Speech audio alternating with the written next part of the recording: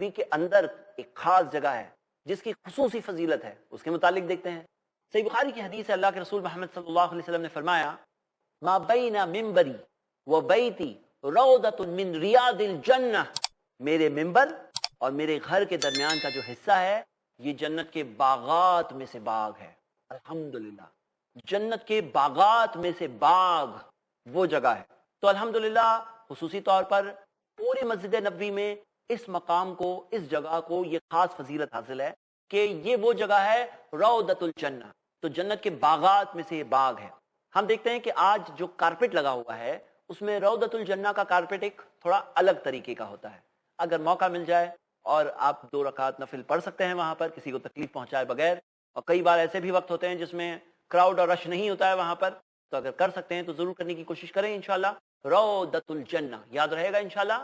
آئیے مسجد نبوی کے ایک بہت ہی اہم حصے کے متعلق ہم اب دیکھتے ہیں۔ سنن ترمذی میں ابو بکر رضی اللہ عنہ سے ہمیں حدیث ملتی ہے، لما قبض رسول اللہ صلی اللہ علیہ وسلم اختلفوا فی دفنہ، جب نبی صلی اللہ علیہ وسلم کی وفات ہوئی اس دنیا سے تو اختلاف ہوا کہ کہاں دفن کریں۔ تو ابو بکر رضی اللہ عنہ نے کہا کہ میں نے ایک بات نبی صلی اللہ علیہ وسلم سے سنی، ما نسیتہ، جس بات کو میں نہیں بھول سکتا۔ انہوں نے فرمایا ما قبض اللہ نبیا، اللہ تعالیٰ جب کبھی نبی کو قبض کرتا ہے، نبی کی جان لیتا ہے، الا فی موضع الذی یحب ان یدفن فیہ، اللہ تعالیٰ اسی جگہ پر قبض کرتا ہے جہاں پسند کرتا ہے کہ وہاں پہ انہیں دفن کیا جائے۔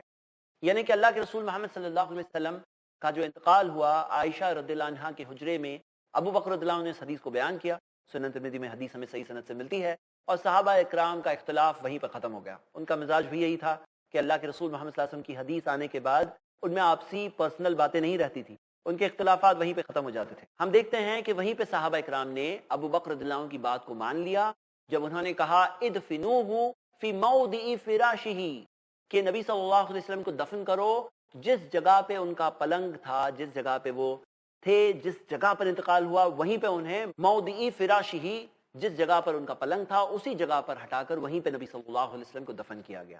ہم دیکھتے ہیں کہ یہ جو جگہ تھی یہ مسجد کا حصہ نہیں تھا، یہ حصہ نبی صلی اللہ علیہ وسلم کے گھر کا تھا، اور ہم دیکھتے ہیں کہ وہ جگہ آج بھی اللہ کے رسول صلی اللہ علیہ وسلم کے گھر کی جگہ ہے، وہ مسجد کی جگہ نہیں ہے۔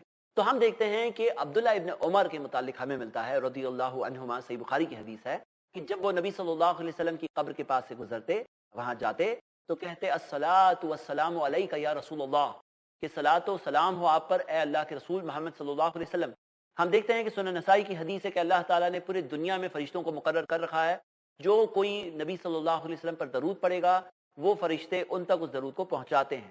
اور اسی طرح عبداللہ ابن عمر رضی اللہ عنہما جب آگے بڑھتے تو السلام علیکہ یا ابا بکر والسلام علیکہ یا ابتی، کہ سلامتی ہو آپ پر اے ابو بکر، سلامتی ہو آپ پر اے عمر۔ تو ہم دیکھتے ہیں کہ وہ دونوں پر سلام بھی کرتے، اور ہم دیکھتے ہیں کہ آج جو 3 سیکشنز ہیں، تو وہ پہلا سیکشن جو ہے جب ہم جاتے ہیں گیٹ کی طرف نہیں، مطلب ممبر کی طرف، جو پہلا سیکشن ہے اس پہلے سیکشن میں ہی نبی صلی اللہ علیہ وسلم پہلے دفن ہے، پھر ابو بکر اور پھر عمر، لیکن تینوں اس پہلے سیکشن میں ہی ہیں، باقی 2 سیکشن جو ہے وہ خالی ہے۔ تو ہم دیکھتے ہیں کہ وہاں پر گزرتے وقت ہم بھی درود بھیجیں، جیسے کہ اللہ کا حکم ہے قرآن میں، یا ایھا الذین آمنوا صلوا علیہ وسلموا تسلیما، اے ایمان والو نبی صلی اللہ علیہ وسلم پر درود بھیجو اور سلام بھیجو۔ یقیناً ہم دیکھتے ہیں درود ایک دعا ہے جو ہم اللہ تعالیٰ سے کرتے ہیں پیارے نبی محمد صلی اللہ علیہ وسلم کے لیے، ان کے جو احسان ہے اس امت پر، ان احسان کو یاد رکھتے ہوئے صحابہ اکرام نے پوچھا کہ جو اللہ تعالیٰ نے کہا ہے کہ ہم آپ پر درود بھیجیں تو کیسے بھیجیں؟ ہم دیکھتے ہیں کہ اللہ کے رسول محمد صلی اللہ علیہ وسلم نے بتایا کہ اللہم صلی علی محمد وعلی آل محمد کما صلیت علی ابراہیم وعلی آل ابراہیم انک حمید مجید، اے اللہ تو خیر بھیج محمد پر اور محمد کے اہل و عیال پر جس طرح سے تو نے خیر بھیجا ابراہیم پر اور ابراہیم کے اہل و عیال پر، انک حمید مجید، یقیناً تو تعریف کے قابل اور پاک ہے۔ اے اللہ تو برکتیں بھیج محمد پر اور محمد کے اہل و عیال پر جس طرح سے تو نے برکتیں بھیجی ابراہیم پر اور ابراہیم کے اہل و عیال پر، یقیناً تو تعریف کے قابل اور پاک ہے۔ تو ہم اللہ کے رسول محمد صلی اللہ علیہ وسلم کے لیے ایک دعا کر رہے ہیں، اور یہ یقیناً ایک چھوٹی سی چیز ہے جو ہم امتی ہونے کے ناطے اللہ کے رسول محمد صلی اللہ علیہ وسلم کے سارے ان احسانوں کو مانتے ہوئے ہم اللہ تعالیٰ سے دعا کر رہے ہیں ان کے لیے خیر اور برکتوں کے لیے۔ ہم دیکھتے ہیں کہ بہت سارے لوگ وہاں پر اس پاک جگہ پر آواز کرتے ہیں، شور مچاتے ہیں، الگ الگ طرح کی چیزیں کرتے ہیں۔ ہمیں یہ دیکھنا چاہیے کہ یہ وہ جگہ نہیں ہے، اور اللہ تعالیٰ نے تو قرآن کی آیت اسی وقت پر نازل کی تھی. سورہ حجرات کی دوسری آیت ہے یا ایھا الذین آمنوا لا ترفعوا اصواتکم فوق صوت النبی، اے ایمان والو اپنی آواز کو نبی صلی اللہ علیہ وسلم کی آواز سے اونچی اور بلند نہ کرو. ہم دیکھتے ہیں کہ وہاں پہ جو لوگ یہ آواز کرتے ہیں یہ ایک بالکل غلط بات ہے، یہ بے احترامی ہے اور ایسے نہیں ہونا چاہیے اور خیال رکھنا چاہیے. کچھ لوگ ایسی کئی ساری چیزیں کرتے ہیں جو قرآن اور حدیث سے ثابت نہیں ہے. میں آپ سب کو یہی ابھاروں گا. دیکھیے ہم وہاں جا رہے ہیں پیارے نبی محمد صلی اللہ علیہ وسلم سے محبت کرتے ہوئے. مدینہ وہ فضیلت والا شہر ہے جس کے اندر ساری وہ خیر اور بھلائیاں ہیں، جس میں پیارے نبی محمد صلی اللہ علیہ وسلم رہے. آپ اللہ کے رسول محمد صلی اللہ علیہ وسلم کے اس پاک مقام کے قریب ہیں. اب یہاں پر اس مقام پر کم سے کم ہم ان کی تعلیمات کو یاد کریں، اور تعلیمات کو یاد کرتے ہوئے جو انہوں نے کہا تھا کہ میری اس دین میں کوئی نئی چیز مت لانا، نہیں تو حوض کوثر پر جب تم پہنچو گے تو وہاں سے میں کہوں گا سحقن سحقن لمن غیر بعدی. صحیح بخاری کی حدیث ہے کہ دور ہو جاؤ اے وہ لوگوں جنہوں نے میرے بعد دین میں نئی چیزیں لائی. تو اللہ کے رسول محمد صلی اللہ علیہ وسلم نے خصوصی طور پر اپنی زندگی میں کئی بار اس چیز کے متعلق ہمیں منع کیا.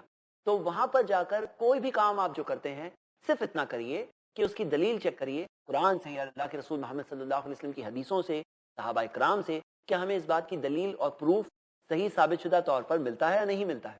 ہاں دعائیں کرنی ہیں آپ کو، تو دعا کرنے میں نبی صلی اللہ علیہ وسلم نے ہمیں یہی سکھایا کہ ہم قبلہ رخ ہو کر دعا کریں، تو قبلہ رخ ہو کر دعا کریں. بہت سارے لوگ ہم دیکھتے ہیں کئی ساری ایسی چیزیں کرتے ہیں جن سے انہیں ایسا لگتا ہے کہ یہ نبی صلی اللہ علیہ وسلم نے سکھایا ہوگا یا صحابہ اکرام نے کیا ہوگا، لیکن ہمیں ان باتوں کی دلیل نہیں ملتی. دیکھیں ایک بات یاد رکھیں، نبی صلی اللہ علیہ وسلم نے اپنی پوری زندگی میں یہی سکھایا جو سارے نبیوں نے سکھایا تھا. کیا سکھایا؟ کہ جو میں نے سکھایا اس سے آگے مت بڑھنا. لا تقدموا بین یدی اللہ ورسولہ، اپنے آپ کو اللہ اور اس کے رسول سے آگے مت کر دینا. واتقوا اللہ، اللہ سے ڈرتے رہو. سورہ حجرات کی پہلی آیت ہے یہ. تو ہمیں اپنے آپ کو آگے نہیں کرنا ہے، ہمیں اپنی آواز کو نبی صلی اللہ علیہ وسلم کی آواز سے بلند نہیں کرنا ہے. مطلب اپنی بات کو نبی صلی اللہ علیہ وسلم کی بتائی ہوئی بات سے اوپر نہیں رکھنا ہے. یہی تو تعلیم ہے جو مدینہ سے ہم تک پہنچا الحمدللہ. یہی تو وہ پیغام ہے جو اس مدینہ والے ہمارے پیارے نبی محمد صلی اللہ علیہ وسلم نے سارے انسانوں تک پہنچایا. یہی تو وہ طریقہ ہے جیسے اللہ تعالیٰ نے جس سے اس دین کی حفاظت کی ہے. مدینہ میں ہم دیکھتے ہیں ایک اور خاص فضیلت ہے، اور وہ یہ ہے احد پہاڑ کے متعلق.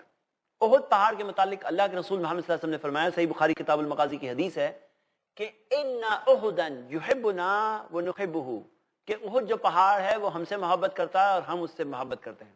تو نبی صلی اللہ علیہ وسلم نے احد کے متعلق یہ بتایا، اور ہم دیکھتے ہیں وہاں پہ احد کے جو شہید، جو 70 شہید جنہیں شہادت کا مقام اس مقام پر ملا، اس جگہ پر ملا، ان کی قبریں بھی موجود ہیں.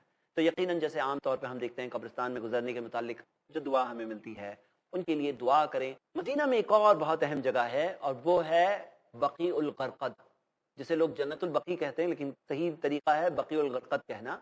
ہم دیکھتے ہیں کہ اللہ کے رسول محمد صلی اللہ علیہ وسلم، صحیح مسلم کتاب الجنائز میں حدیث موجود ہے کہ بقیع میں جا کر وہاں پر جو لوگ دفن ہیں ان کے لیے خصوصی دعائیں کیا کرتے تھے. اور نبی صلی اللہ علیہ وسلم نے ایک بار یہ بھی کہا، صحیح مسلم میں حدیث ہے کہ میرے پاس جبریل آیا اور مجھے حکم دیا کہ میں وہاں جا کر بقیع والوں کے لیے دعا کروں. تو الحمدللہ ہمیں بھی موقع ملتا ہے تو ہمیں بھی بقیع والوں کے لیے دعا کرنی چاہیے. الحمدللہ وہ ایک مقام ہے جو انہیں ملا. یہ وہ لوگ ہیں جنہوں نے ہمارے نبی صلی اللہ علیہ وسلم کا ساتھ دیا. اللہ تعالیٰ سے ہم دعا کرتے ہیں کہ اللہ تعالیٰ ہم سب کو پیارے نبی محمد صلی اللہ علیہ وسلم سے سچے طور پر محبت کرنے اور ان کی اتباع اور پیروی کرنے کی اللہ تعالیٰ ہمیں توفیق دے. اللہ ہمیں مدینہ کے مقام کو پہچان کر مسجد نبوی کی فضیلت کو پانے اور اللہ کے رسول محمد صلی اللہ علیہ وسلم سے سچے طور پر محبت کرنے کی توفیق دے. آمین. وآخر دعوانا ان الحمد للہ رب العالمین.